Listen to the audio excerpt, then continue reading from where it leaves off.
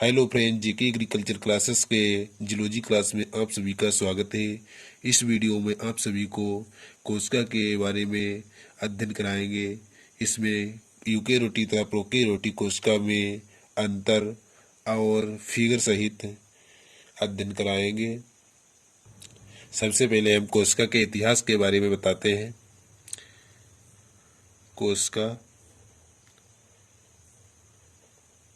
कोशिका को इंग्लिश में सेल कहते हैं।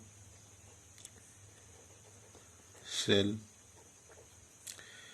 कोशिका की खोज।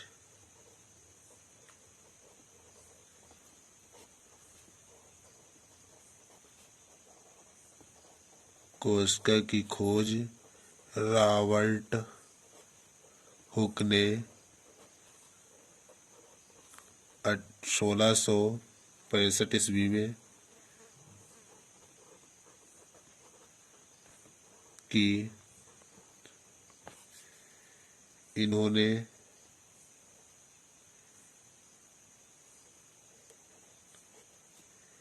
अपने द्वारा बनाए गए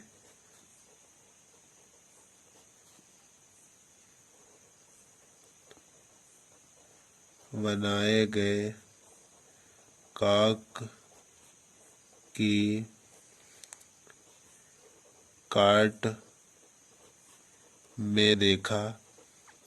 सर्वप्रथम रॉबर्ट हुक ने अपने द्वारा बनाए गए कॉक की काट में कोशिका को देखा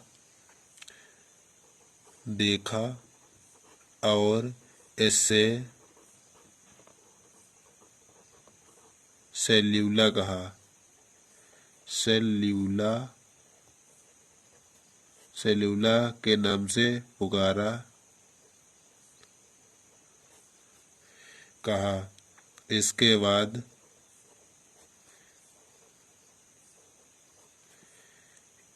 सेल्यूला से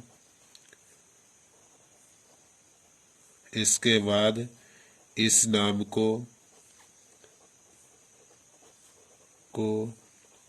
बदलकर सेल पड़ गया,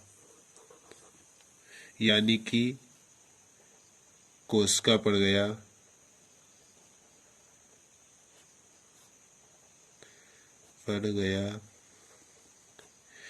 इस प्रकार इस सेल या कोशिका की खोज हुई।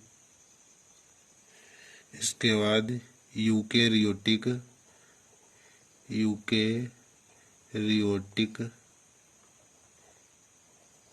एवं प्रोकैरियोटिक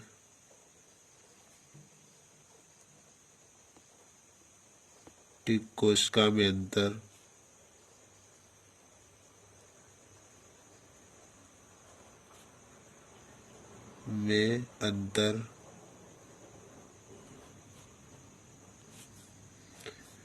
यूकेरियोटिक तथा प्रोकैरियोटिक कोशिका में अंतर। यह बोर्ड परीक्षा में लगभग 6 से 4 नंबर के बीच पूछा जाता है। प्रोकैरियोटिक तथा यूकेरियोटिक कोशिका में अंतर। इसमें केंद्रक अनुपस्थित होता है। फिगर में देखिए, इसमें देखिए कहीं पर केंद्रक भी नहीं है, ये गुणसूत्र है और ये राइबोस है, इसे राइबोसोम्स कहते हैं। और ये छोटे छोटे बूंदुक जैसे हैं संरचना, इन्हें द्रव्य कहते हैं, जिसे जीव द्रव्य कहते हैं। और ये सेलवाल है, इसे सेलवाल कहते हैं। इसीलिए इसमें केंद्रक कहीं पर नहीं है, इसीलिए इसमें केंद्रक अनुपस्थित होता है। इसमें केंद्रक उपस्थित होता है। चित्र में देखिए, ये है केंद्रक। ये केंद्रक, इसे केंद्रिका कहते हैं, और इसे केंद्रक कहते हैं। इसके अंदर धागे में जो संरचना है उसे गुणसूत्र कहते हैं। और इस छोटे छोटे बिंदु युक्त जो संरचना है इसे केंद्रक द्रव्य कहते हैं। और इसे गल्जी काय कहते हैं। इसे माइटोकॉन्ड्रिया कहते हैं। इसे हरित लवक कहते हैं। इसे अंतः पृथ्वी जालिका कहते हैं। इसे सेलवाल कहते हैं। और जो अंदर बूंदुक जैसी संरचना ये है, इसे जीव द्रव्य कहते हैं। यूकेरियोटिक कोशिका में केंद्रक उपस्थित होता है। ये कोशिकाएं अति सूक्ष्म माप वाली होती हैं और ये कोशिकाएं अपेक्षाकृत बड़ी माप वाली होती हैं। इसमें हिस्टोन प्रोटीन पाई जाती है। इसमें हिस्टोन प्रोटीन का पूर्ण अभाव होता है, मतलब नहीं पाई जाती है। और इसमें गुणसूत्रों में हिस्टोन प्रोटीन पाई जाती है। हिस्टोन प्रोटीन उसे कहते हैं जो प्राणी का निर्माण करती है, उसे हिस्टोन प्रोटीन कहते हैं। इसमें राइबोसोम्स 70 प्रकार के होते हैं और इसमें राइबोसोम्स 80 प्रकार के होते हैं।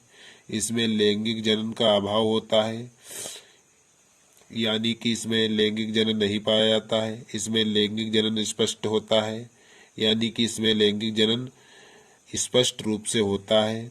इसमें रिक्तिकाएं अनुपस्थित होती हैं और यूकेरियोटिक कोशिका में रिक्तिकाएं उपस्थित होती हैं।